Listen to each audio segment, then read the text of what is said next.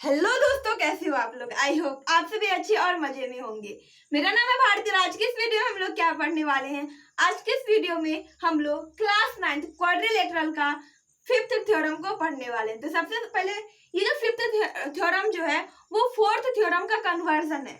मतलब कि 4th theorem में हम लोग क्या पढ़े थे। 4th थ्योरम में हम लोग ये पढ़े थे कि एक पैरेललोग्राम है और उसने हमें प्रूफ करना था कि ऑपोजिट एंगल जो होता है वो इक्वल होता है। और इसमें क्या है, इसमें इसमें ये बता दिया गया है कि ऑपोजिट एंगल इक्वल है। हमें बताना है कि वो एक पैरेलल, वो क्वाड्रिलेटरल क्या है, एक पैरेललोग्राम है।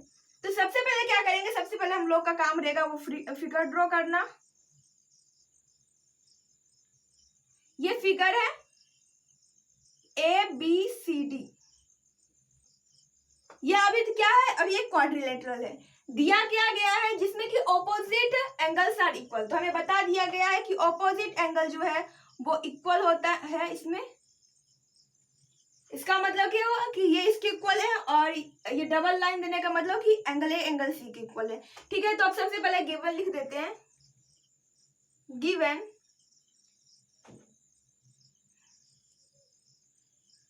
इसे एंगल 1, इसे एंगल 2 बोल देते हैं। तो गिवन है angle 1 is equal to angle 2।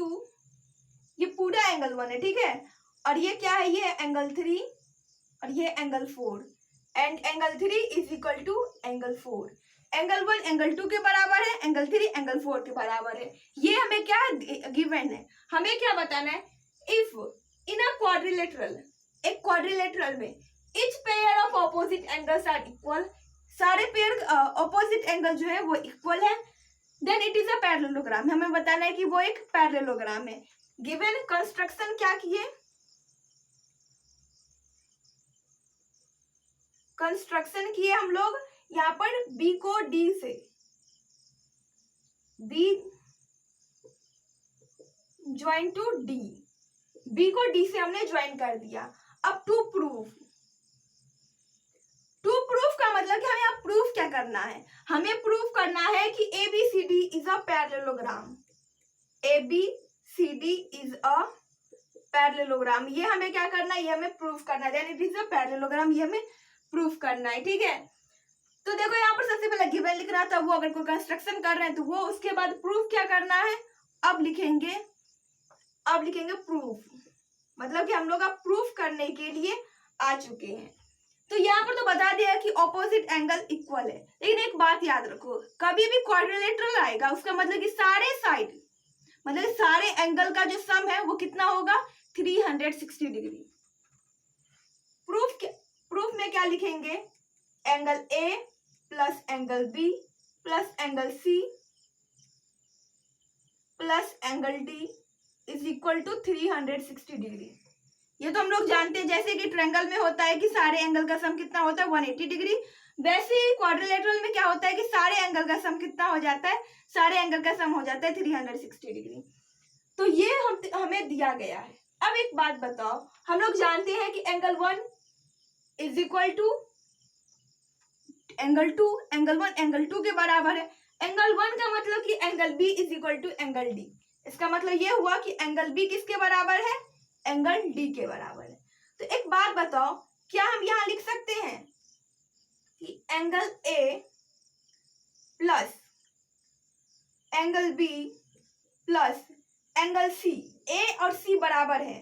तो C को देखो, जब बराबर है जिसका मतलब कि एक अगर 80 डिग्री है तो दूसरा भी कितना होगा, 80 डिग्री ही होगा। तो एक बात बताओ, क्या हम लोग 80 डिग्री एक जैसा लिख सकते हैं। जैसे कि देखो कि यहाँ पर मैं अगेन एंगल A लिख रही हूँ, क्यों, क्योंकि ये दोनों एंगल A एंगल C के बराबर है। इसका मतलब दोनों जगह एंगल ये A या दोनों जगह एंगल C को हम लोग लिख सकते हैं। ठीक वैसा ही एंगल यहाँ पर B कर देते हैं, क्योंकि एंगल B और एंगल D इक्वल है, इज इक्वल टू 360 डिग्री ये यहाँ पर हो रहा है। अब देखो यहाँ पर क्या आ रहा है, 2 कॉमन आ रहा है, angle A plus angle B हो गया ना। इसमें से A भी 2 बार आ रहा है, B भी 2 बार आ रहा है, इसका मतलब 2 क्या हो गया, कॉमन हो गया, इज इक्वल टू 360 डिग्री। अब देखो यहाँ पर angle A plus angle B रह जाएगा और ये 360 डिग्री उस साइड जाएगा, तो 360 degree by 2 is equal to 180 degree. मतलब angle A plus angle B is equal to कितना हुआ, 180 डिग्री। ये तभी हो सकता है जबकि वो एक को इंटीरियर एंगल हो। दिस प्रूव दैट, या लिख सकते हैं दिस इंप्लाइज दैट, ये पहले लिख देते हैं, ये किससे हुआ है, को इंटीरियर एंगल से, मतलब कि दीज आर को इंटीरियर एंगल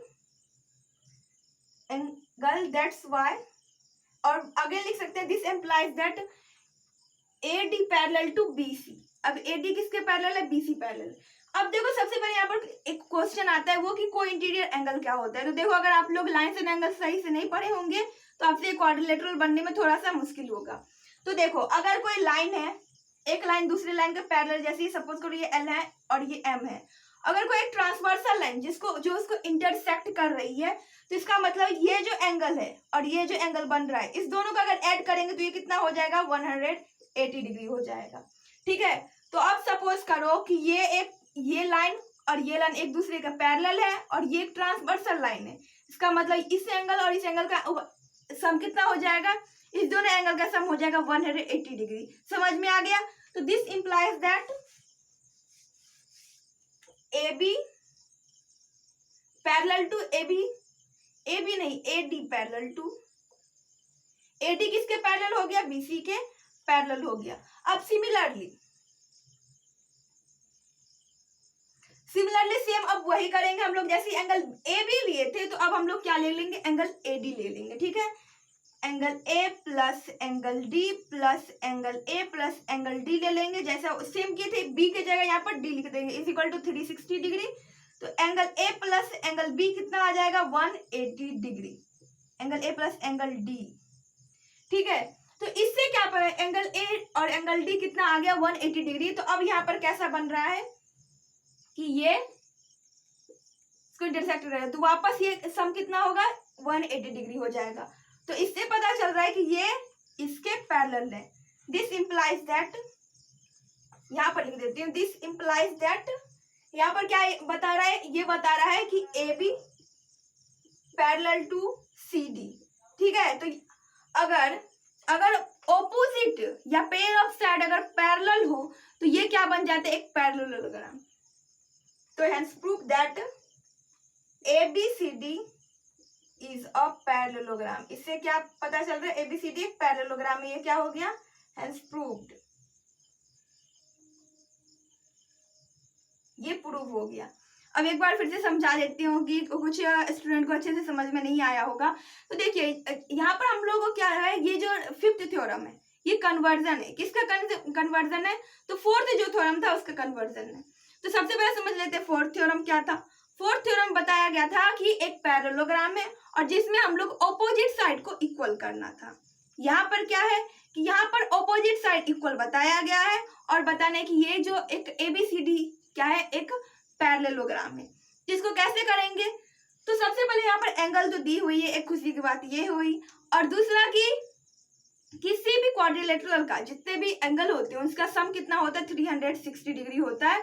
तो उसी से हम लोग क्या कर लिए कि क्योंकि A और C बराबर था तो A और C के जगह, मतलब कि C के जगह हम लोग अगेन A लिख सकते हैं, क्योंकि 80 रुपीज के बराबर हो गया तो हम लोग लिख सकते हैं ना कि एक समान दूसरे समान के बराबर है। ठीक है, तो हम लोग अगेन एंगल A ही लिख दिए, और वैसे ही एंगल B और D इक्वल था तो हम लोग एंगल B को 2 बार लिख दिए, और उससे हमें पता चल रहा है बाय द को इंटीरियर एंगल, इससे क्या पता चला कि एंगल A और एंगल B का सम कितना है, तो उस दोनों का सम है 180 डिग्री। और इससे हमें पता चल गया कि AD किसके पैरेलल है, BC के पैरेलल है। और सिमिलरली अगेन उस प्रोसेस को रिपीट किया, बट इस बार एंगल A और एंगल D को 2 बार लिखे थे, तो एंगल A और एंगल D का सम कितना आ गया, वो 180 डिग्री आ गया।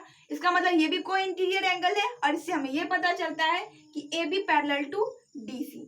आई होप कि आप लोगों को समझ में आ गया होगा। अगर वीडियो आप लोग के लिए यूजफुल रहा तो प्लीज वीडियो कर दीजिएगा एक लाइक और हमारे चैनल को कर दीजिएगा सब्सक्राइब। Thanks for watching.